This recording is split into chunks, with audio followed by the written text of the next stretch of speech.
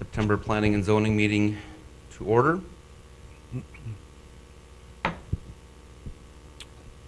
Start with a roll call. Chairman Frederick is absent, Mr. Cordnoy is absent, and Mr. Karski is absent. Present are Mr. Franchuk, Ms. Dukart, Mr. Bush, and Acting Chairman Mr. Bollinger. We do have a quorum.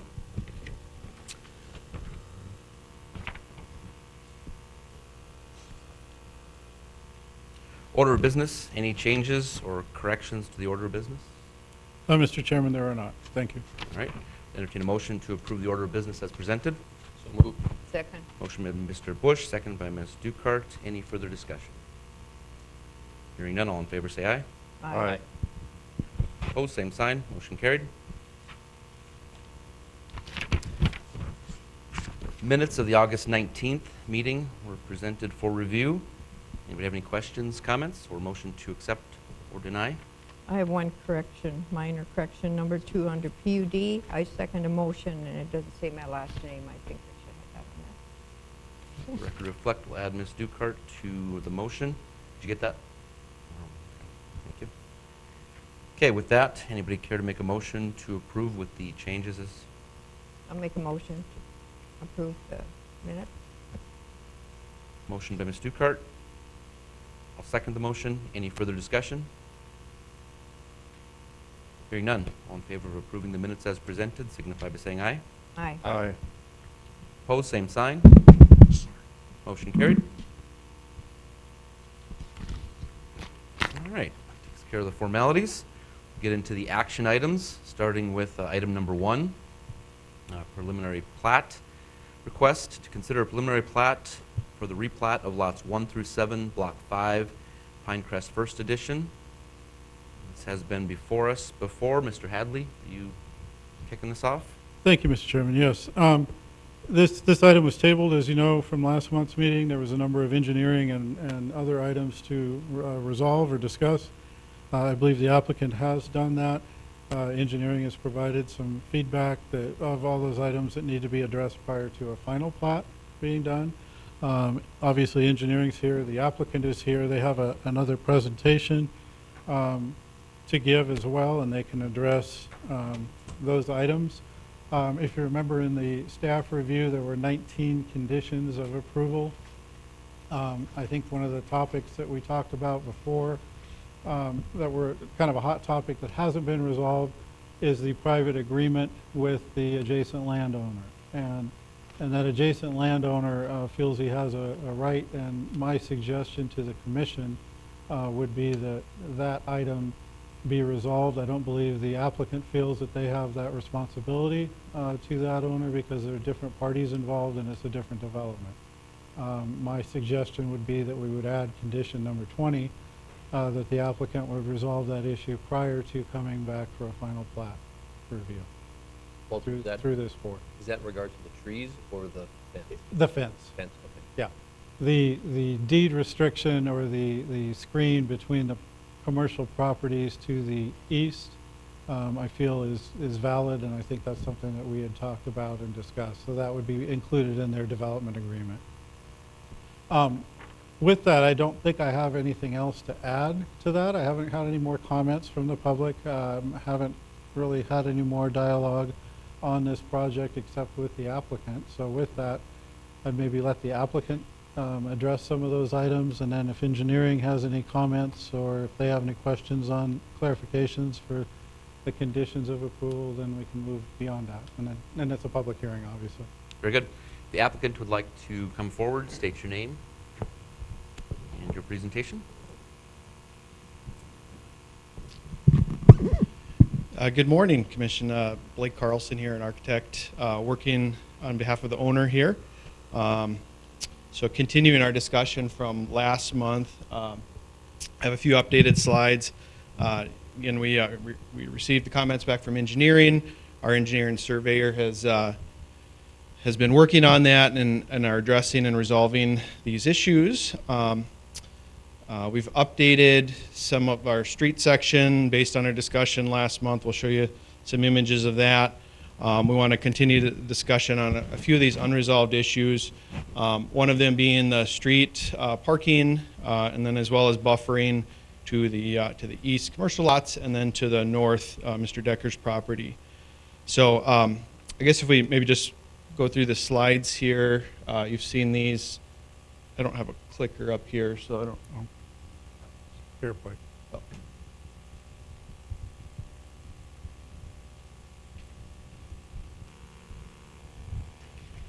You've seen these. Again, just a reminder, one of the driving forces is the development is we love the trees that are there, trying to make a solution that keeps the trees, takes full advantage of them. And to do that with this PUD, just making the road a little bit narrower right away than what is typical is one of the big things we're trying to do. And we think our solution is a good one. Just changing the zoning and future land use, the preliminary plat. Again, this is the conceptual development we discussed before. An update here, so we added the second sidewalk on the inside loop of the drive. And so I know that was a strong feeling of the commission. So just in street section, it's a 36-foot street from inside a curb to inside a curb. There's a 5-foot green space on the inside, and then a 5-foot sidewalk on the outside. We put the sidewalk right up against the curb there. So I thought we could just kind of discuss kind of the pros and cons of a one-sided versus two-sided parking. I know there were some different thoughts on that last month. One concept was thrown out, the idea of one-way. We don't feel that we would like to do a one-way street. We really want to do a two-way street. We really want to stick to this 36-foot width. We really don't want to go wider than that for the street. And so we had proposed parking on one side, and we're fine with that. We're also fine if you feel it should be both sides. I think it would work. We feel it would work either way. So what this shows is where parking could occur potentially in the project. We would have no parking signs around the curves there, so that there's adequate turning radius for emergency vehicles, waste. So in winter months especially, there'd be no issue getting around curves. And so what we're left with is actually not a lot of parking in there. As you can see, the green are showing cars where they would fit. Just to note, on the outside sidewalk, because it's right against the curb, as the sidewalk hits a driveway, you need about 6 feet to kind of ramp down to the driveway grade, and so that decreases the parking further. So you're really not going to get a lot of parking on either side of the street there by the time you take away the no parking areas. Additionally, just with the HOA, we would propose putting some restrictions on parking trailers or RVs or boats more than 24 hours there. So, and these are larger lots. They'll have room to park some vehicles and extra things if they want as well. So we don't feel like it'd be an issue. So again, we think it could work. One-sided parking or two-sided parking, we're open on that question. So I don't know if we want to just I guess maybe just show you this image. Just compare. I think I showed you this last time too, but just comparing some different street sizes. These are 3 of them are from Fargo here, where I'm from. The 23-foot is a traditional neighborhood, has parking on one side. 26-foot is a newer neighborhood and with parking on one side. The 30-foot, I believe, is parking on both sides. So we feel 36 would work for either one-sided or two-sided parking. there's not going to be a lot of traffic through there because it's a closed loop. So we think it'll work. So that's maybe my comments on the parking. I'll maybe just make a couple comments on the buffering, and then we can come back to whatever you guys want to address there. So it's talked about buffering to the east where the commercial lots are. Let's see. Go back one. Let's see, does this have a... So we talked a little bit about what kind of buffering should be here to the east. At this time we're not developing this. Its future land use is commercial, but in our development agreement we're going to propose that that the buffering would happen at the time of the commercial development, whether that be tree, fence, or a combination. Just not knowing what that's going to be. That's typical, is that the buffering would be required for the commercial to go in rather than vice versa. So we're proposing to do that at the time that a proposed development would happen there. And then, as mentioned, to the north here, the owner feels that it wouldn't be beneficial or appropriate to do fencing as was proposed in the agreement that's been discussed with Mr. Decker. That agreement was in place for a commercial proposal that was totally different than what we're proposing, and it was commercial surrounding the whole property. That never happened. That never materialized. The owner here doesn't control the property to the west or to the north. So even if we wanted to do a fence around Mr. Decker's property, we don't have the authority to do that, and feels that we feel that agreement is not appropriate anymore. So I guess that's the owner's position on that. Normally you wouldn't need to buffer residential to residential like that, especially there's already a lot of trees there anyway. So I'm available for any questions or comments to discuss these items. Thank you, Mr. Carlson. Does anybody have questions for Mr. Carlson? A couple clarifications, Mr. Yep. Chairman. Mr. Headley? Mr. Carlson, could you, on the map that you have up there right now, the green on the outside, that would be the areas that you're designated that could potentially be on-street parking, is that correct? Yes. Okay. Yep. So the green is one car, basically. The red would be a no parking area. So for the Signage. commission's view, we do need to, I don't think we've made a formal directive on whether we have parking on the outside or not. Right. So that would be one thing.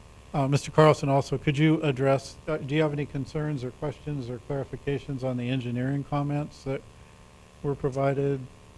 I think we're on track to resolve those. The engineers and surveyors are on board and addressing those. We don't see any major issues. We just have to, they will be addressed fully with the final plat that will come forward. And then the last question, sorry, Mr. Carlson.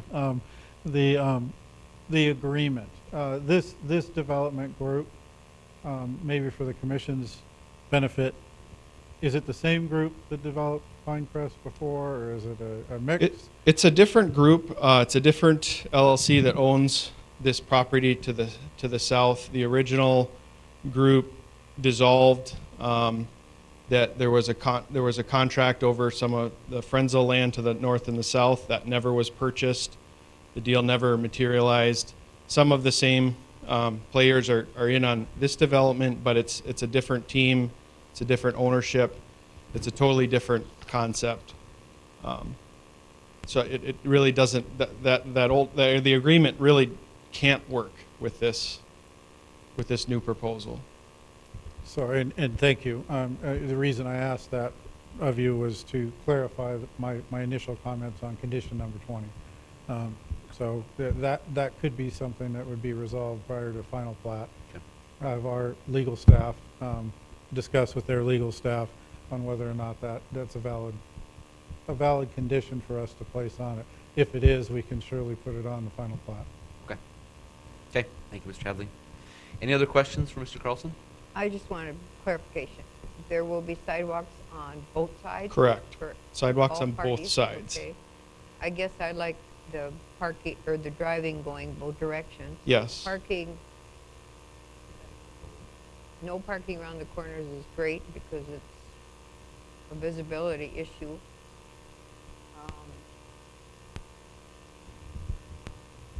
I got a lot of comments, I'll tell you what. I got phone calls and comments because I'm out there in the public, and they would like to see it as a state edition, a second look like the state edition, because that's where people prefer to live.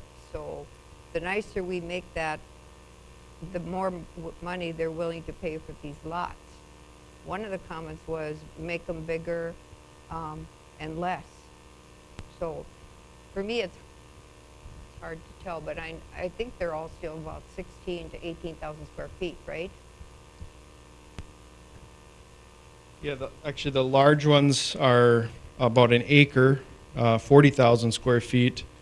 The smallest lot is about 10,500. Okay. Some are, yeah, most of them are like 14,000 square feet. Potentially somebody could buy 2 lots if they want to spend the money for that, if that's their desire. I don't know. Kyle Kuntz is here helping us out on just what the appropriate marketing and price point is. We haven't landed there yet, but he may be able to answer additional questions from that perspective. No, I think I'm okay. Okay. Anything else, Mr. Kurt? Nope.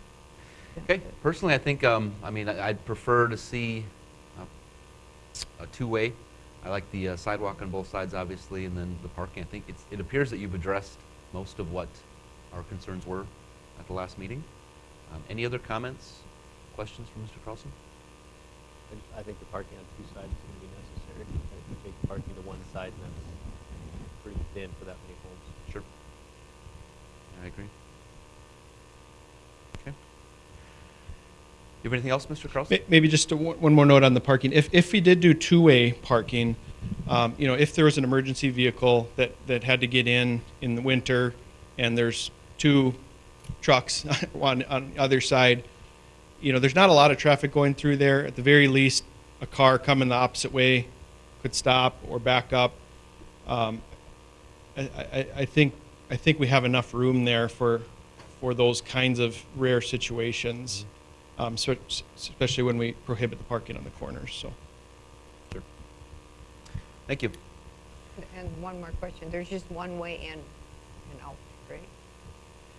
yes, just a little history. Originally, when we were working with engineering on the plan, the original we had the development go all the way to 30th, and because of the future land use, that was not a desire to go all the way to 30th. So we kept the commercial lots there, and we shrunk up the size of the development to accommodate for that, and then there's a limit on the number of lots per one entrance, and we're under that, so it's kind of, we talked through that with engineering early on, and we think this works. And the plan for access to future development to the east would be or before the first row of trees on the bottom? Yeah, so right now, Okay. this would be an access. There This you is an easement here to get up there.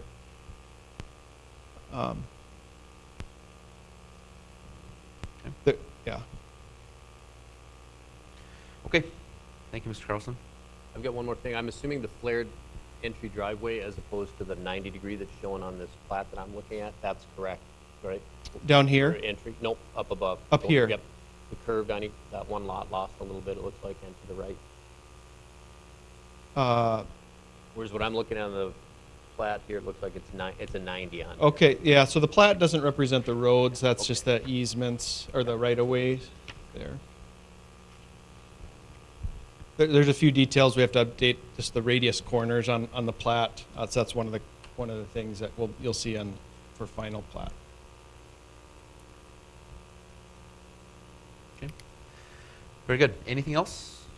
Mr. Chairman, I guess I have Mr. a Decker. question for Mr. Hadley or engineering. The storage pond, the water storage pond, is that going to be the responsibility of the HOA, or is that going to fall upon us eventually again?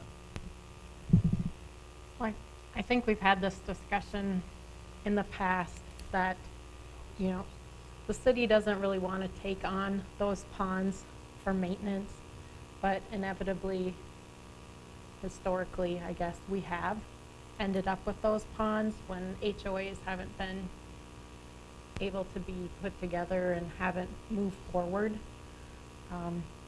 So I can let the applicants speak to their intent, but I know we just try and prepare for the ending up with it.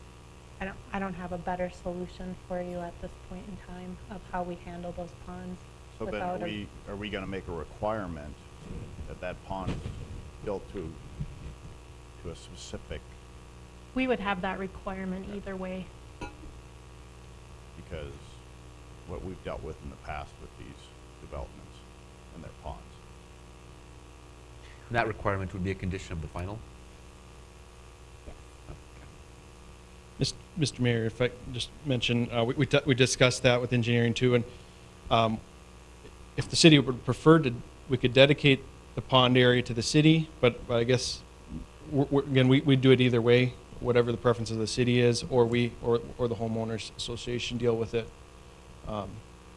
So, but I think that was the preference is that it's a homeowners thing.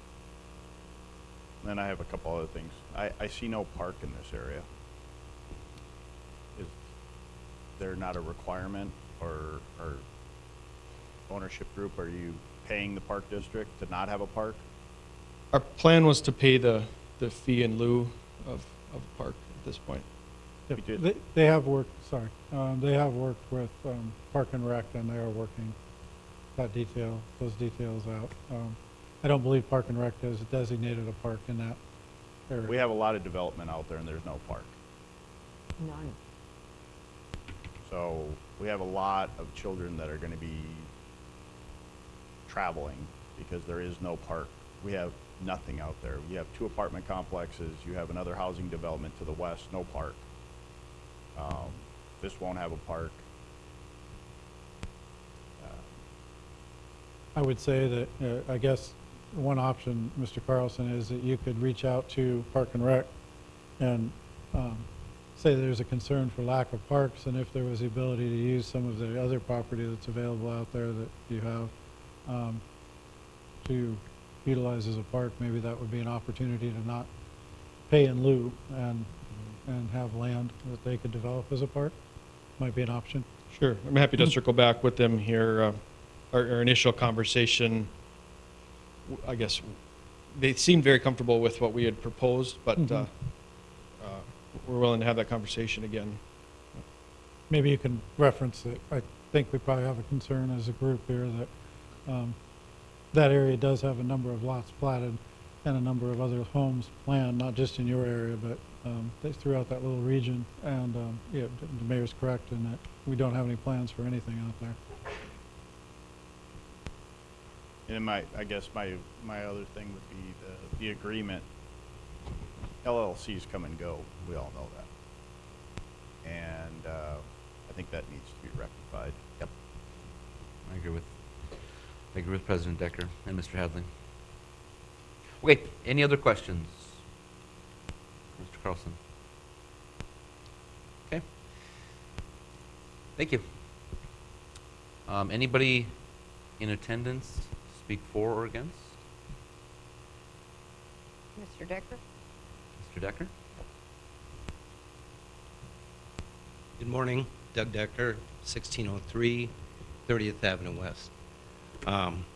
So where are we sitting with the agreement then, or one of the requirements? Mr. Decker, my suggestion was that your legal folks, their legal folks, and our legal staff address whether or not that is something that's valid today with this development, with this ownership, prior to them coming in for final plat approval. By then, we should have an answer whether or not it is a valid agreement. So at this point, my recommendation is that they move forward, and if the commission wants to grant a preliminary plat approval, we definitely have enough time between them coming in for a final plat approval, which would be another public hearing process, to get this resolved and answered, and then they can make an appropriate condition if need be. Okay. Well, Essentially, they haven't, I'm sorry, essentially the recommendation is to add a 20th condition to obtain a clean legal opinion on the matter before the final plat. okay. Well, they haven't talked to me yet about this, so Okay. that's where we It stand literally there. just came up. Okay. So And then, does the city of Dickinson, do you guys have requirements or minimum requirements on the street widths at all? Or? yes, we do. And the minimum widths that they're proposing is a width that we've discussed. It's a PUD, so they can ask for a little less. So it's 36 versus our 40-foot standard. Okay. Engineering can jump in and answer anything else you might have, but I think it's something that meets the intent of where we've been going with The development. narrower streets? Yeah, we actually have talked about using some narrower streets in residential areas for cost of maintenance, for just the cost for the city down the road, and cost for Right. the Then residents. my next question is, the red dots on there, is that where there's no parking, or? I believe so, yes, sir. Yeah. So where is there actually parking then? Just the green. Just Where the limited- where the green dots are, Right. yeah. Doesn't seem like a lot of parking to me. It And then- doesn't, I agree, it doesn't have the typical numbers, but on those corners, there wouldn't be any parking anyway. Right. It is a planned unit development, so they have some flexibility. And what we're trying to do is not have it choked up to where emergency vehicles can't get in there. So if we restrict it as parking, no parking, then we're hopeful that people will not park there. Okay, and they definitely have sidewalks on Both both sides. sides? Yeah. Okay. All right. Well, I guess that's all for now then. Well, I do have one other question. If, you stated that that's not the same developing team, or? It's a different ownership group. It's a different ownership team.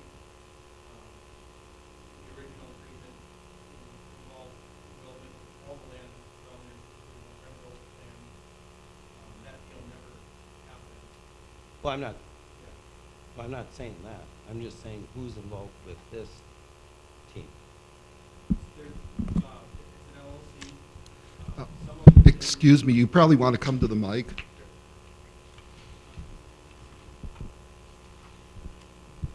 So it's a different LLC.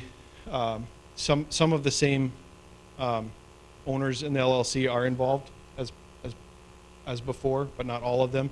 The person that signed the agreement, he is not involved with the team, and we don't think he had a corporate authority to enter into that contract in the first place. Okay. Thank you. Thank you, Mr. Decker. Any other comments from the audience? Okay. Anything else from commission? Just We- one for engineering, public works, everybody's agreed on this, they've all, I mean, as far as garbage, fire, everything's okay? Ms. Dukart, Commissioners, yes, we have gone through our standard process of reviewing. So all the departments have had a chance to look at these layouts and weigh in, and that's how the discussions have moved from the narrower, I think we started with 30-foot wide streets, to this current layout to make sure that, you know, fire, the garbage truck, snow plows, that functionally it will work better with this wider width. So that's how we came about these discussions and this presentation that you're getting today. Good. And the City Inspection Department. I want to make sure that everyone's gone through this before. This I- has been brought to our site plan meetings multiple times. So my understanding is everyone's been given a chance to review these. I think typically the building department dives into it a little more when building permits start getting pulled. But other than our normal site plan meetings, everyone's had a chance at those, look through these and give their comments. Okay, good. Okay. Anything else before I open up the public hearing? Okay, we'll open up the public hearing. We'll call in The conference conference number. is currently empty. Give it a minute or You'll so. hear silence or music on hold when connected. Any comments from the public?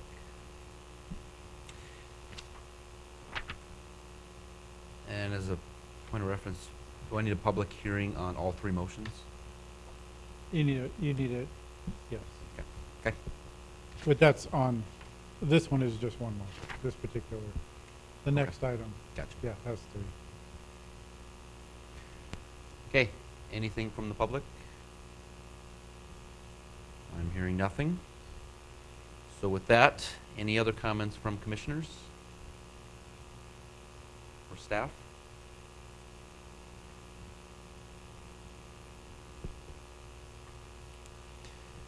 Hearing none.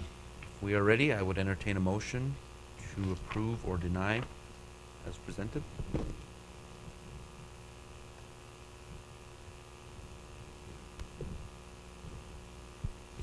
Are we doing the future land use amendment first?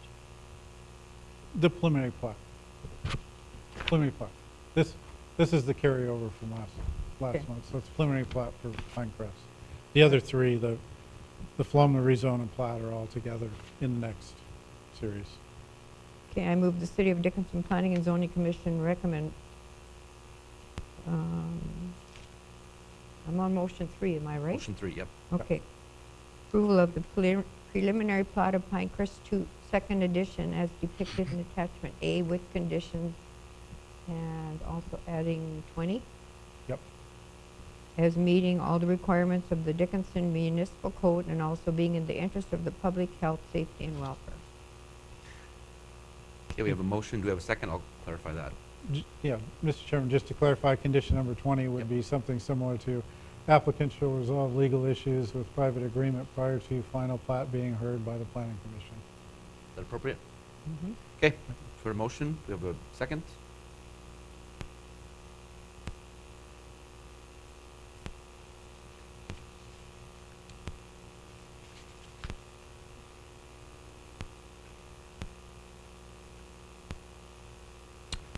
I'll second the motion. Any further discussion? Any further discussion?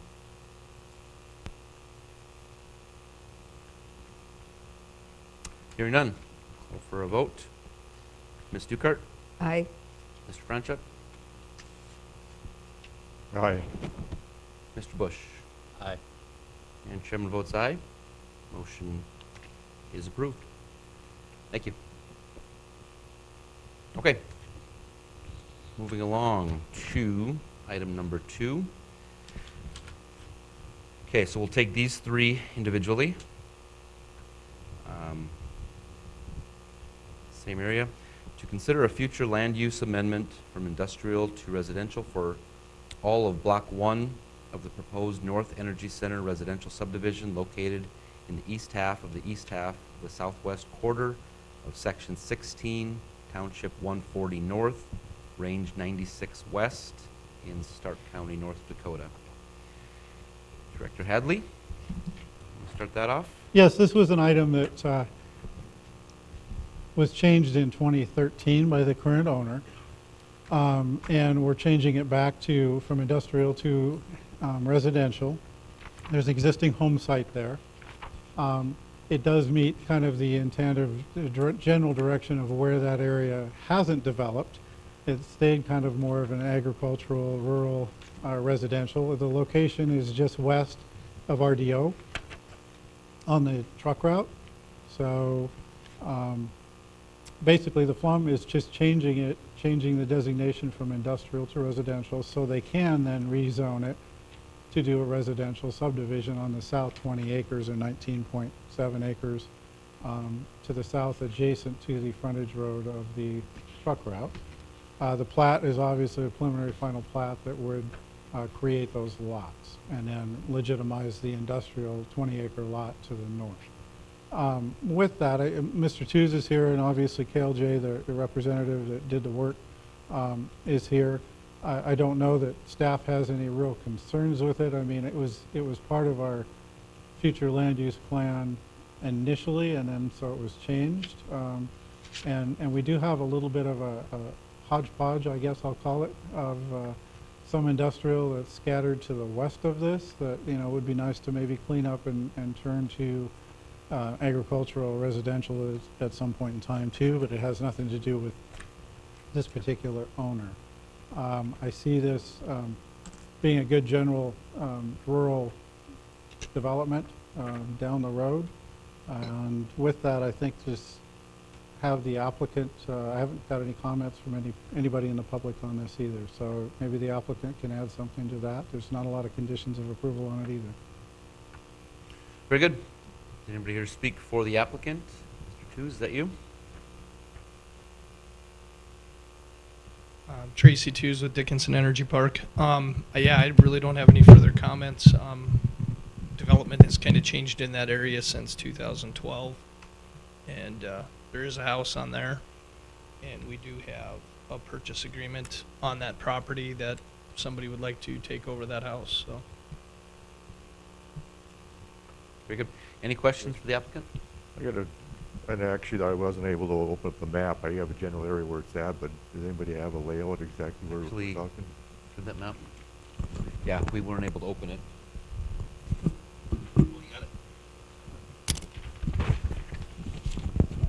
Okay, thanks.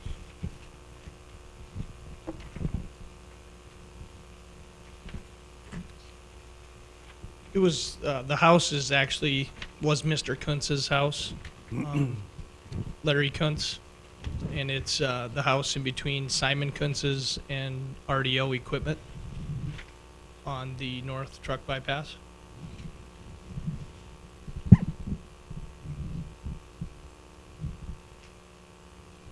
Mr. Tews, while they're looking at the map, do you have any questions or comments or concerns on the conditions of approval? I don't. Only the last concern that was added within the last week. The house and the property line. The house is already established. The property lines are already established. Without replotting the 140 acres to the east to meet that last condition that the house is 50 feet from the property line.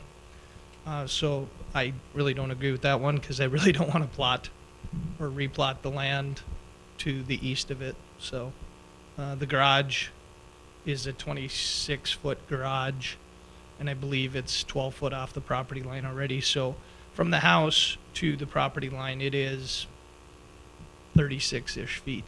It's not 50 is the last request that you put in. Oh, yeah, I think, and just to clarify, Mr. Tews, I think that actually the intent of that was a buffer on the industrial property. Correct. So it would kind of encumber that first 50 foot of your property on the east that's industrial, that you wouldn't have industrial uses right up to that property line. So it really doesn't change anything on the house property. It's actually the property to the east. Does that? It makes sense, yes. Yeah.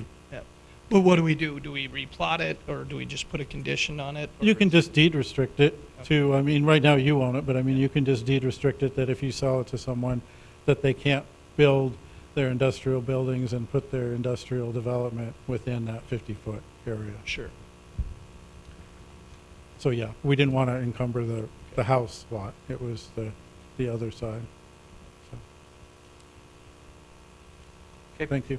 Thank you. Any other questions for Mr. Tews?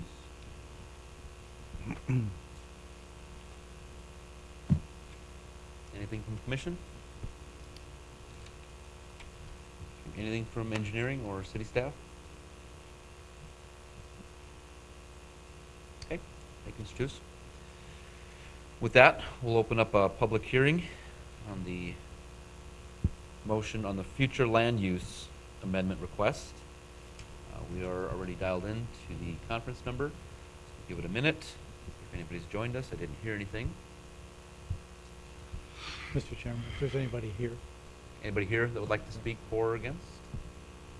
Anybody in the public? In the audience? Okay. Not seeing anybody here, not hearing anybody on the phone. Any other comments or questions from the commission or city staff? Any other comments?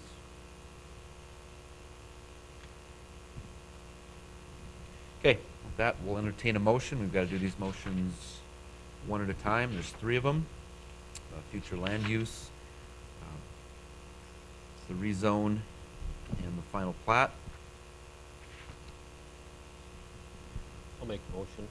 I move the City of Dickinson Planning and Zoning Commission recommend approval of the proposed future land use amendment from industrial to residential as depicted in attachment A, as meeting all the requirements of the Dickinson Municipal Code and also being in the interest of public health, safety, and welfare.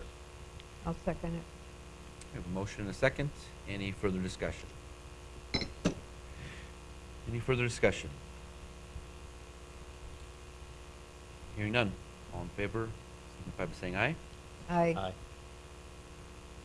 Opposed, same sign. Motion carried. Second item is the rezone from industrial to rural residential. Any additional comments from the commission or city staff? Not, we'll open up the public hearing. Is there anybody from the audience that wishes to speak on the rezone? Anybody on the conference number?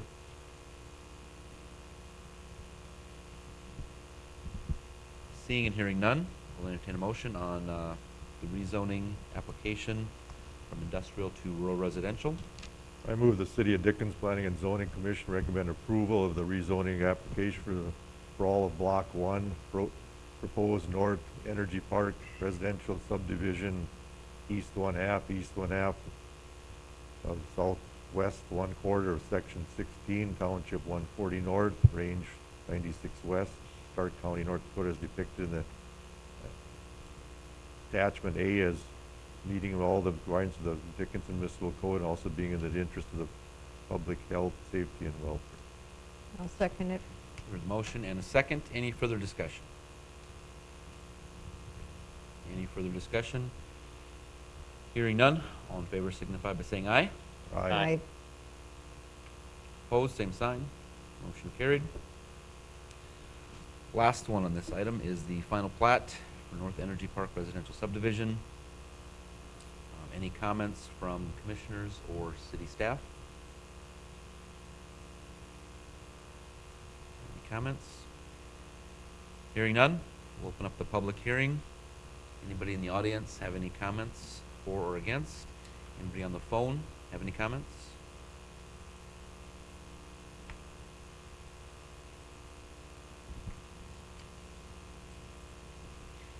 Hearing none, we'll entertain a motion on the final plat. I move the City of Dickinson Planning and Zoning Commission recommend approval of the preliminary final plat of the North Energy Park residential subdivision as depicted in attachment A with conditions, as meeting all the requirements of the City of Dickinson Municipal Code and also being in the interest of public safety, health, and welfare. Second. Okay, motion by Mr. Franchek, second by Mr. Bush. Any further discussion? Any further discussion? Hearing none.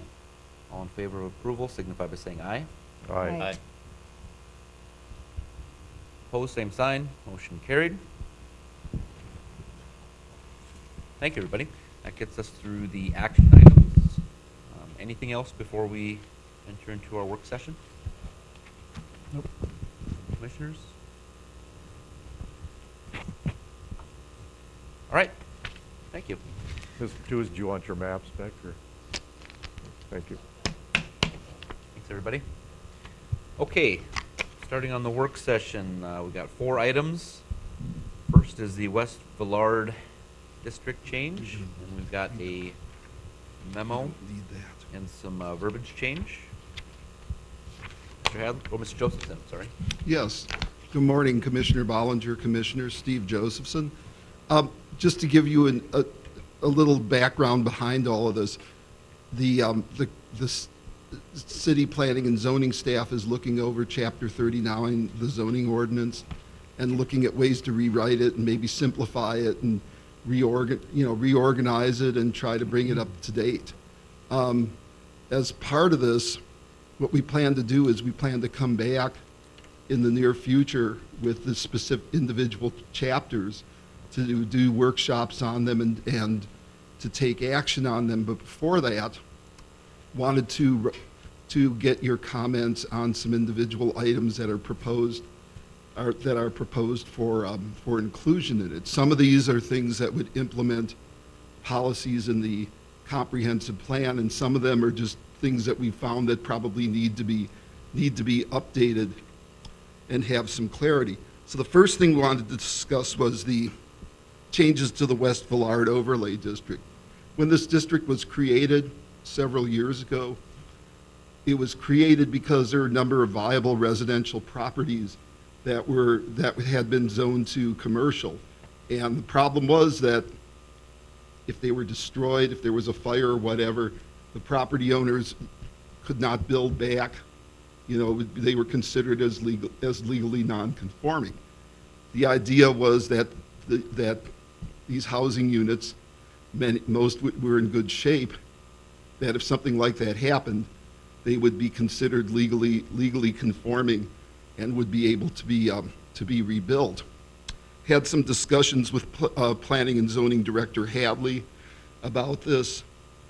We had talked about making some changes to this district so that you could do the same kind of walkable development as you could in the downtown overlay district. So people could take their existing residences and convert them into commercial uses rather than having to destroy the building or combining lots or whatever.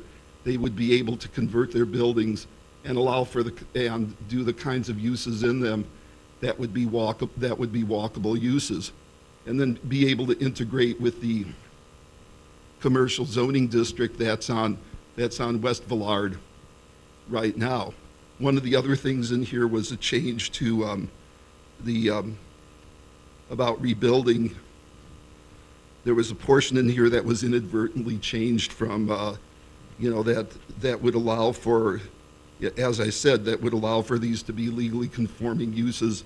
It was inadvertently changed, and it's just bringing it back to the language that was in there before. So just wanted to run that past you and see if y'all had any comments before we,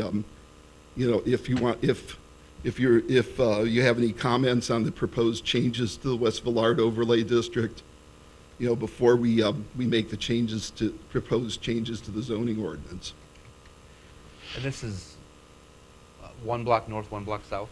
Yes, there's a map that shows you that, and everyone's familiar with that area. There are some viable residences in that area, and this would apply to the commercially zoned properties that have single family residences on them. Okay. Yeah, yes, the last page of the handout should address that. Should show that district. So it runs approximately from 5th Avenue West out to State Avenue. At the state, okay. Okay. Anybody have any questions, comments for Mr. Josephson? Are you thinking a October timeframe? Well, I'm not sure when we're going to bring this in. We want to incorporate this into the whole zoning ordinance, so it would probably be later. Sure. Okay. Later than that. We're hoping later this year, probably early part of next year. And that's the thing, is whether we bring the whole thing forward or we bring it chapter by chapter. But the idea was to talk about these individual changes now instead of, putting them in there and getting questions. We wanted to highlight some things that would be significant changes. Okay, very good. And we'll be bringing more to you at the next Planning and Zoning Commission meeting. Very good. Mr. Chairman, do you have a, sorry. No, Mr. go ahead. Do you have a preference as a board? Would you rather see these come in as we talk about these pieces and put it together? Or, there's some things that we'd have to do as a bigger package, but maybe give us some direction on that. Personally, and this is just coming from me, I would rather see them in smaller units like this as they come up. Okay. And then once we're at the point where we're gonna update the entire thing, then we send the whole thing for approval. But I'd rather see it like this. I don't know. Okay, Anyone else fine. has Very similar to the last one that we did, very, very similar idea. And just to spin off what Stephen said was the Villard area, as you can see, we've included in the Renaissance Zone, and there's been some Renaissance Zone activity. And so this, we're hoping also spurs some of the people that own some of those homes Sure. to also upgrade them as well, and whether they be upgraded as a single-family home or take advantage of the Renaissance Zone and go to the commercial. Our goal is to really make that strip a much improved, much updated, addition to town, Good. redevelopment anyway. So, Okay, so we can bring it back individually. we can advertise for public hearing for this. Our next, let's see, slide. Right, the next item to discuss is a proposal to add accessory dwelling units as a permitted use in residential zoning districts. Just to let you know, as Commissioner Franchek can tell you, Stark County recently did that. It's a little different thing because in Stark County we have larger lots, but this is a practice in other parts of the United States where if you have a lot that's a certain size, you can build an accessory dwelling unit on it, whether it's, as you can see from the slide, whether it's a detached one, whether it's attached to it. It could be interior, could be basement, could be a garage conversion. And the idea is that in residential neighborhoods, you want to provide a little extra housing that would be relatively inexpensive. This would permit that to occur.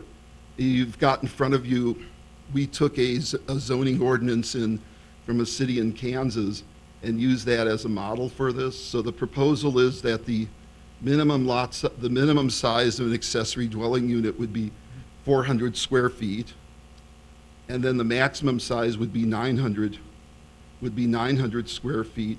Limit the number of people the number of occupants to 2, and they'd have to meet all the design standards of whatever zoning district it is. I think this was also a recommendation from the comprehensive plan, was for the city to adopt this. Obviously, this isn't going to work on all lots, but where there is an opportunity to do this, it would be especially now when we have our boomer population is starting to age, and maybe not just children living with parents, but people taking care of their siblings.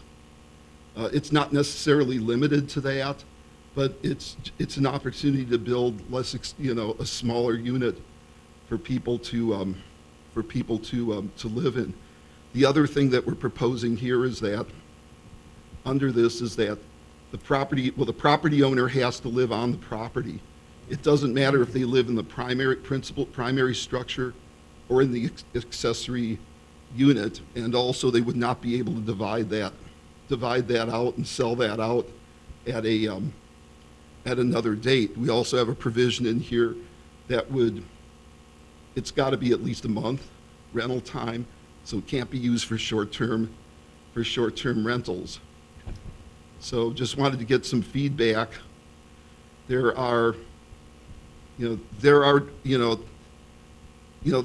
a lot of cities in North Dakota that are doing this, but I believe they're starting to look to look at this as a possibility.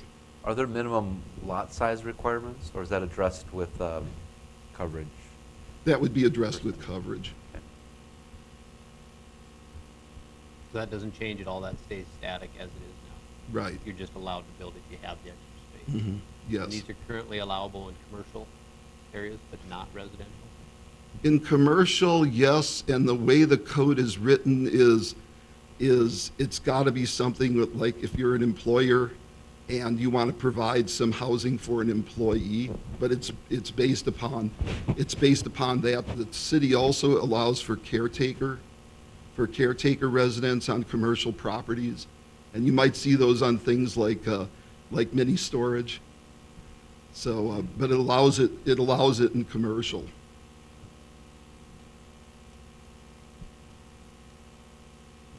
And of course, one of the other things is that the accessory structure would need to match the exterior of the existing principal structure.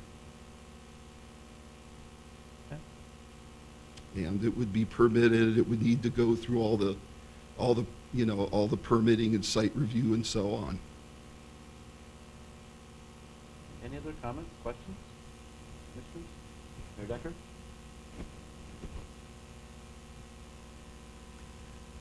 I personally think it's a great idea. I think time has come, and like Mr. Joseph said, a lot of communities are adopting this. I know out in the county, it seemed when I was on the county planning and zoning, it was constant addition, and they finally decided, well, let's adopt this and Sure. make it part of our code. And I think it allows for some people to have some options, if they're caring for parents or even, in some cases we have children moving back in. So at least gives them some flexibility with their property.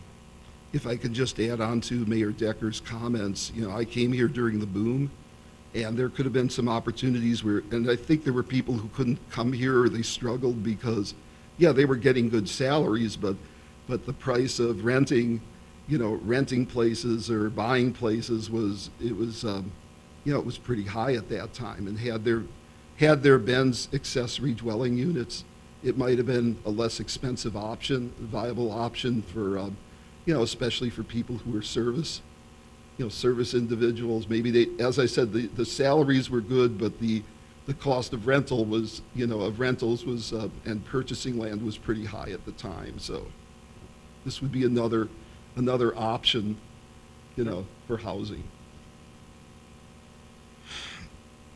Mr. Chairman, I have one thing to add, is that it also, we get a number of calls right now, or I get a number of calls right now for people who want to actually do that. Mhm. So that's spurred some of this to move forward as well, from the standpoint. I'm glad to see that Stark County did it.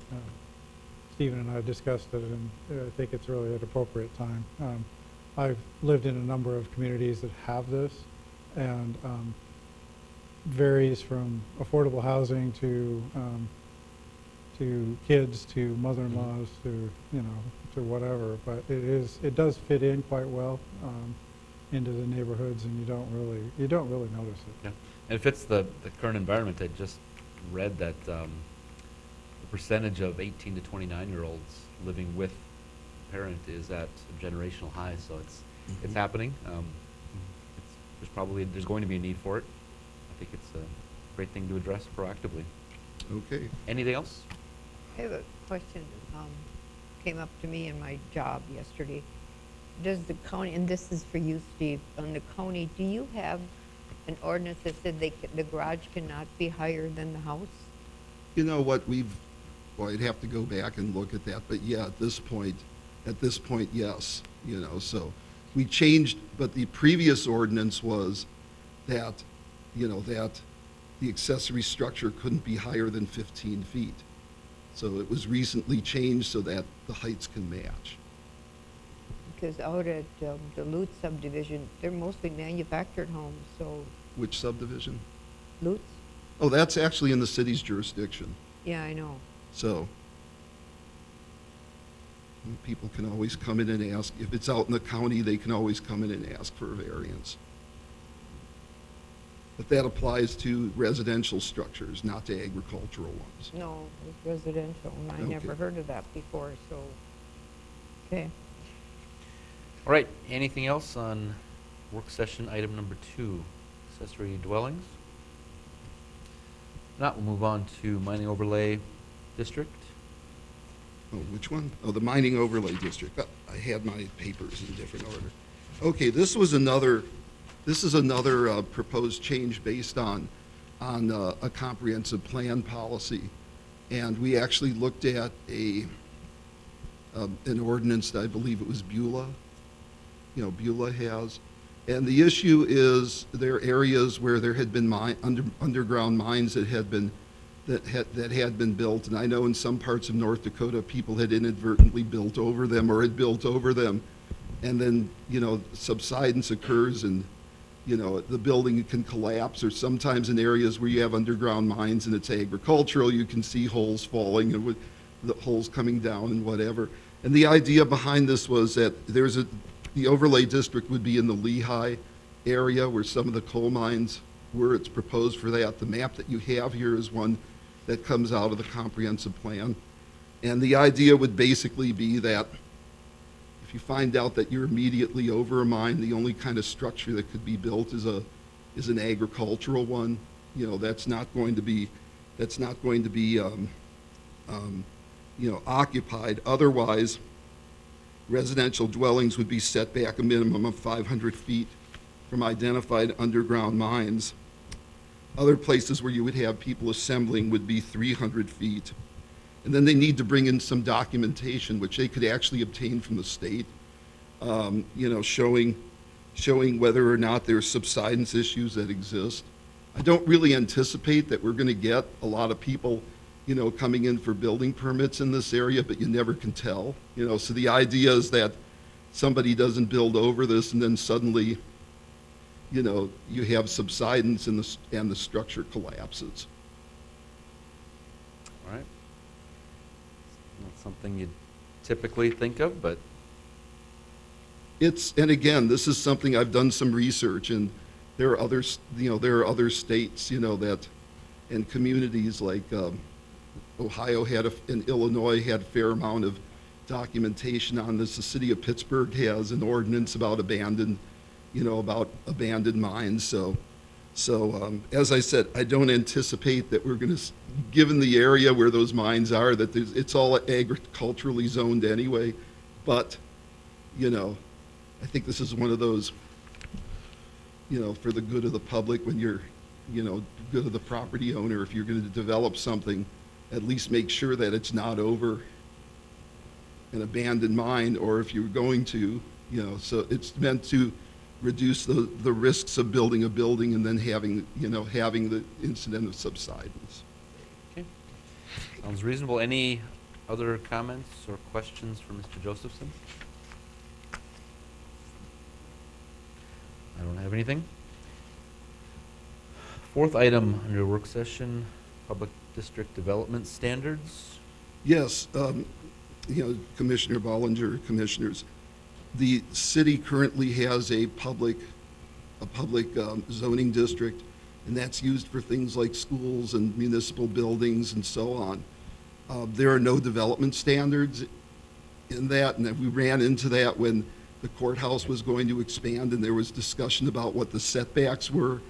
And at least to put some minimum standards in here, we looked to the city of Bend, Oregon, and used their ordinance as a guide. And much of this is really meant for any setbacks that are in there would be for the protection of any single-family any residential uses that are in the vicinity. Okay. So you'll see that there really aren't many, but at least it sets some standards that developers and contractors can follow. Sure. So I haven't really reviewed these in detail or considered, but Well, if they you have seem some, reasonable. if you have comments between now and the next Planning and Zoning Commission meeting, please forward them on to us and we can make some changes. Very good. Hey, Commissioner Bullinger, sorry, I know it's a work session, but I would just had one comment. Sure. Mr. Josephson, on this district, is this for all, public utilities also, or just public buildings? Just buildings. Okay, it doesn't include public utilities or lift stations or anything like that? Okay, I'm just This is making just sure for- because that would put additional hardship on, Public Works and everything else to have additional setbacks and requirements for public parcels. No, this is only for this Okay. is only for buildings. I Okay. mean, those tend to be things that are unoccupied, so, Okay, just making sure. okay. Thank you. Thank you. But Mr. Zuroff, should you review this and have any other comments, please forward them on to you, okay? Okay, thank you. Okay. Any other questions or comments for Mr. Josephson? I think it makes sense. Anything else for the work session? Chairman, no, but we have one action item for next month on the agenda, so if you're so inclined, we could have the public meetings on these. Next month? Yeah. If you'd like. Or if you'd like to wait, you can surely do that too. Is it a decision I have to make, or, As a board, as a group. okay, I'm thinking We're just it looking might for be direction. in our best interest to have Chairman Frederick make the. Okay. I could give my opinion, but Okay. I would be okay having a public hearing next month, but if Chairman Frederick sees another way, I think we should probably bend his wishes. Okay. Anybody else? Okay with that? Sounds good. Okay. Any items not on the agenda?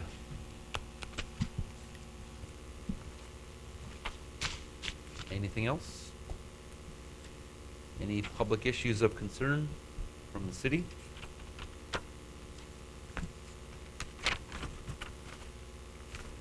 All right, anything else to come before this body? If not, planning and zoning meeting is adjourned. Thanks, everybody. Thank you. For which one? I'll make a motion to adjourn. Oh, I'll second. apologize. Okay. Motion by Ms. Dukart, Yep, second by Mr. Bush. Any further discussion? Hearing none. We stand Aye. adjourned.